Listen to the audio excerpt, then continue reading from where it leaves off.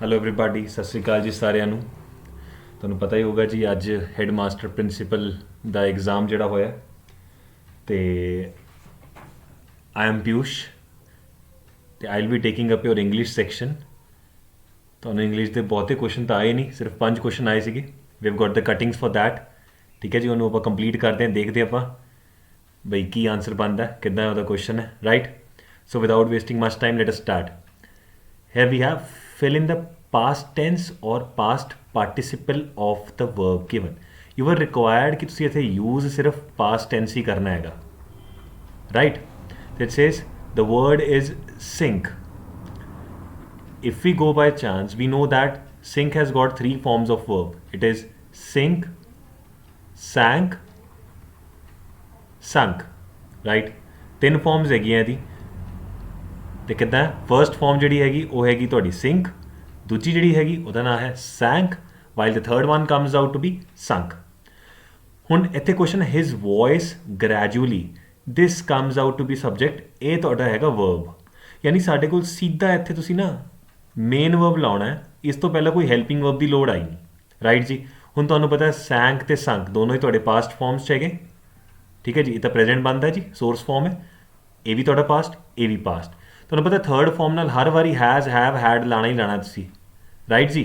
Has have head ਤਾਂ ਲੱਗੂਗਾ ਹੀ ਲੱਗੂਗਾ, ਯਾਨੀ ਕਿ ਇਹਦੇ 'ਚ ਤੁਹਾਨੂੰ ਹਰ ਵਾਰੀ ਥਰਡ ਫਾਰਮ 'ਚ ਹਰ ਵਾਰੀ ਰਿਕੁਆਇਰਮੈਂਟ ਆਊਗੀ ਕਾਹਦੀ, ਤੁਹਾਨੂੰ ਹਰ ਵਾਰੀ ਰਿਕੁਆਇਰਮੈਂਟ ਆਊਗੀ ਹੈਲਪਿੰਗ ਵਰਬ ਦੀ। ਅਤੇ ਇਹ ਜਿਹੜਾ ਹੈ ਵਿਦਾਊਟ ਹੈਲਪਿੰਗ ਵਰਬ ਆਊਗਾ। ਹੁਣ ਹਿਜ਼ ਵੌਇਸ ਤੋਂ ਬਾਅਦ ਤੁਹਾਡੇ ਕੋਲ ਕੋਈ ਹੈਲਪਿੰਗ ਵਰਬ ਨਹੀਂ ਆਇਆ, it should be what, his voice sank to a whisper. While the next, ਹੁਣ ਸੈਂਕ ਤੋਂ ਪਤਾ ਲੱਗਿਆ ਤੁਹਾਨੂੰ ਆਨਸਰ ਹੀ ਬੀ ਆ ਜਾਊਗਾ ਜੀ। ਐਂਡ ਥਾਊਜ਼ੈਂਡਸ ਹੈਡ, ਅਗਲਾ ਕਰਕੇ ਦੇਖਦੇ ਹਾਂ ਜੀ। ਹੈਡ ਲੱਗਿਆ, ਹੈਡ ਤੋਂ ਬਾਅਦ ਤੁਹਾਨੂੰ ਪਤਾ ਵਰਬ ਦੀ ਥਰਡ ਫਾਰਮ ਆਊਗੀ, ਆਪਾਂ ਦੱਸਿਆ ਵੀ ਤੇ ਹੈਜ਼ ਹੈਵ ਹੈਡ ਨਾਲ ਵਰਬ ਦੀ third form comes out to be sunk. Absolutely clear, the answer to question number 67 comes out to be option number B, right. ਬਹੁਤ ਹੀ ਸੌਖਾ ਪਾਰਟ ਹੋਇਆ ਜੀ, ਤੁਹਾਨੂੰ ਪਤਾ ਲੱਗ ਗਿਆ ਵੀ ਕਿੱਦਾਂ ਨੂੰ ਸੋਲਵ ਕਰਨਾ, ਬਹੁਤ ਹੀ easy part. Next we have is the word is beat. ਹੁਣ when we talk about the 3 forms of the verb beat, it is beat, it is beat and beaten, right?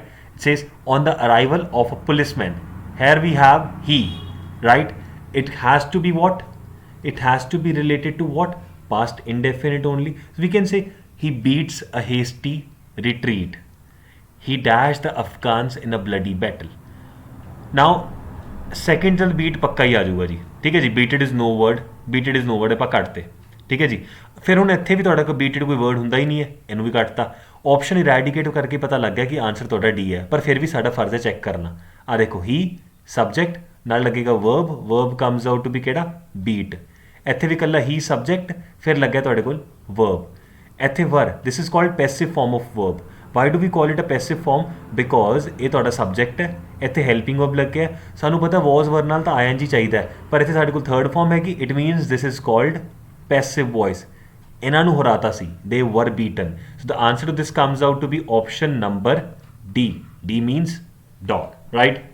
Moving on forward, ਇਹ ਜਿਹੜਾ question ਸੀਗੇ 69 to 71, these had the instruction as in the following questions identify the most appropriate meaning of the given word from the options given below। ਜਿਹੜੇ option ਤੁਹਾਨੂੰ ਦਿੱਤੇ ਹੋਏ ਆ ਇਹਨਾਂ 'ਚ ਤੁਸੀਂ ਇੱਕ ਐਪਰੋਪਰੀਏਟ ਮੀਨਿੰਗ ਕੱਢਣਾ ਹੈ ਜੀ ਗਿਵਨ ਵਰਡ ਦਾ, ਰਾਈਟ ਜੀ। The first word comes out be promiscuous. Promiscuous means somebody who has got more than one sexual relations with the people. I mean, having, you can say, multiple sexual relations with many people is called promiscuous, right? Says sexual relations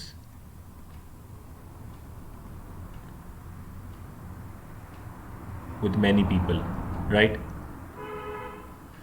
Thoughtful is somebody who thinks a lot, right? It's got a good sense of thinking. Next is licentious. Licentious means somebody who's got the lack of moral disciplines. Moral values की कमी है, moral disciplines की कमी है, लेकिन especially in what? In related to sex. So this comes out to be the clear synonym of that word. Serious, somebody who is way too serious. He's kind of into a mood of doing into serious activities. Next we have is controlled in a sophisticated manner. So the answer to 69th question comes out to be B. Next we have is abjure. Abjure means somebody who promises formally that he will not accept a belief. ਹੈ ਨਾ person ਕਹਿੰਦਾ ਨਾ ਵੀ ਮੈਂ ਵੀ ਮੇਰਾ ਤਾਂ ਪੱਕਾ ਹੀ ਹੈ, ਮੈਂ ਇਹਨੂੰ ਅਸੈਪਟ ਕਰਨੀ ਨਹੀਂ ਗੱਲ। ਜਿੱਦਾਂ ਅੱਜ ਕੱਲ੍ਹ ਕਿਸਾਨ ਵਾਲਾ ਜਿਹੜਾ ਤੁਹਾਡਾ ਚੱਲ ਰਿਹਾ ਜੀ ਵਿਵਾਦ ਚੱਲ ਰਿਹਾ ਅੱਜ ਕੱਲ੍ਹ ਗਵਰਨਮੈਂਟ ਅਤੇ ਕਿਸਾਨਾਂ 'ਚ, ਅਤੇ ਬੰਦੇ ਨੇ ਮੰਨ ਕੇ ਰੱਖੀ ਵੀ ਕਿਸਾਨ ਗਲਤ ਹੈ। ਸਾਨੂੰ ਪਤਾ ਹੈ ਕਿ ਕਿਸਾਨ ਠੀਕ ਨੇ, ਉਹ ਆਪਣੇ ਹੱਕ ਦੀ ਲੜਾਈ ਲੜ ਰਹੇ ਨੇ, ਜਿੱਦਾਂ ਪਹਿਲਾਂ ਚੱਲਦਾ ਚੱਲਣ ਦਿਓ, ਬਟ ਦੇ ਵਾਂਟ ਉਹ ਪਰਸਨ ਕੀ ਕਹਿੰਦਾ, ਨਹੀਂ ਗੌਰਮੈਂਟ ਨੇ ਸੋਚ ਲੈਣਾ ਉਹ ਠੀਕ ਹੀ ਹੋਊਗਾ। ਜਿੱਦੀ ਜਿਹਾ ਬਿਹੇਵੀਅਰ ਨਹੀਂ ਹੋ ਗਿਆ ਕਿਸੇ ਦਾ ਪਰਸਨ ਦਾ, ਬਹੁਤਾ ਹੀ ਜਿੱਦੀ ਬਿਹੇਵੀਅਰ ਕਿ ਵੀ ਮੇਰੇ ਕੋਲ ਇਸ ਚੀਜ਼ ਦਾ ਪ੍ਰੋਮਿਸ ਆ ਹੀ ਗਿਆ ਕਿ ਇਹੀ ਠੀਕ ਹੈ, ਇਸ ਤੋਂ ਇਲਾਵਾ ਮੈਂ ਕੁਝ ਮੰਗਣਾ ਹੀ ਨਹੀਂ, ਮੈਂ ਮੰਨਣੀ ਨਹੀਂ ਕੋਈ ਗੱਲ। That is called abjure, right? Accepting the fact that I won't accept a belief.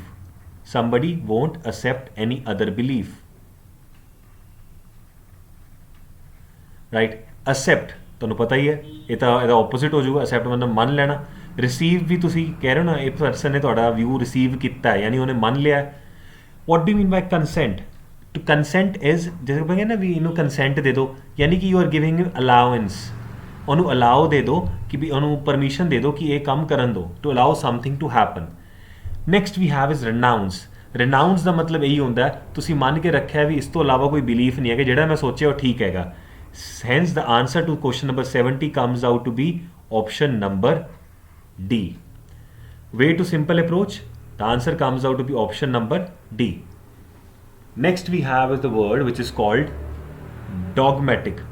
Dogmatic मतलब being certain that your beliefs are right, है ना, ਜਿਹੜੇ ਸਾਡੇ beliefs ਹੈਗੇ ਉਹ ਬਿਲਕੁਲ correct ਹੈ। Our beliefs are right. You are certain of that. Certain means ਪੱਕਾ ਹੈ ਤੁਹਾਨੂੰ ਕਿ ਤੁਹਾਡੇ ਜਿਹੜੇ belief ਹੈਗੇ ਉਹ ਬਿਲਕੁਲ correct ਨੇ, ਤੇ ਮੈਂ ਉਹਨੂੰ ਹੋਰ ਕੁਝ accept ਕਰਨਾ ਹੀ ਨਹੀਂ ਤੇ ਬਾਕੀਆਂ ਨੂੰ accept ਕਰਨਾ ਹੀ ਪਊਗਾ, right? ਤੁਸੀਂ ਕੋਈ ਆਪਸ਼ਨ ਨਹੀਂ ਲੈ ਰਹੇ, ਕੋਈ ਐਵੀਡੈਂਸ ਨਹੀਂ ਲੈ ਰਹੇ, ਬਸ ਤੁਸੀਂ ਮੰਨ ਕੇ ਰੱਖਿਆ ਵੀ ਜੋ ਮੇਰੇ ਬਿਲੀਫ ਹੈਗੇ ਉਹ ਬਿਲਕੁਲ ਕਰੈਕਟ ਹੈ ਤੇ ਬਾਕੀਆਂ ਨੂੰ ਵੀ ਇਹੀ ਮੰਨਣੇ ਪੈਣੇ। That's called a person who is called dogmatic. ਜਿੱਤੀ ਜਾ ਹੋ ਗਿਆ ਇਹ ਵੀ, ਹੈ ਨਾ। The first one comes out to be this. Now we have the word flexible. ਹੁਣ ਫਲੈਕਸੀਬਲ ਦਾ ਮਤਲਬ ਕੀ ਹੋ ਗਿਆ, ਜਿਹੜਾ ਪਰਸਨ ਅਡੈਪਟ ਕਰਦਾ ਚੇਂਜ ਹੋਣ ਨੂੰ, ਰਾਈਟ। ਅਡੈਪਟਿਵ ਹੋ ਗਿਆ, ਚੇਂਜਸ ਨੂੰ ਅਡੈਪਟ ਕਰਦਾ ਹੈ, right. Next we have is malleable. Malleable ਤੁਹਾਨੂੰ ਪਤਾ ਹੋਊਗਾ ਜੀ, ਜਿੱਦਾਂ ਆਪਾਂ ਫੋਰ ਸਪੋਜ਼ ਕੋਈ ਮੈਟਲ ਲਿੱਤਾ ਗੋਲਡ ਵਾਂਗੂ, ਠੀਕ ਹੈ ਜੀ, ਉਹਨੂੰ ਆਪਾਂ ਮਾਰਦੇ ਹਾਂ ਅਤੇ ਇਟ ਗੈਟਸ ਵਾਟ ਐਕਸਟੈਂਡਡ। ਜਦ ਆਪਾਂ ਉਹਨੂੰ ਹਥੌੜੇ ਨਾਲ ਮਾਰਦੇ ਹਾਂ ਉਹ ਅਡੈਪਟ ਕਰ ਲੈਂਦਾ ਹੈ ਨਾ ਜੀ, ਵੱਧਦਾ ਰਹਿੰਦਾ ਹੈ, ਐਕਸਟੈਂਡ ਹੋ ਜਾਂਦਾ, that is called malleable. Next is lithe. Lithe is something that can be easily bend, ਜਿਹਨੂੰ ਤੁਸੀਂ ਬੈਂਡ ਕਰ ਸਕਦੇ ਹੋ ਆਰਾਮ ਨਾਲ, that's called lithe. While the last one comes out to be rigid. What do mean by rigid? Rigid ਮਤਲਬ ਬਿਲਕੁਲ ਪੱਕਾ, that can't be changed. So the answer to this comes out to be D, because we were supposed to find the most appropriate meaning of the given word from the options given below. So right, these were the 5 questions that came into the English exam, English section. I hope you had pointed it out, and yes, make sure you are through into that thing. Enjoy. Thank you.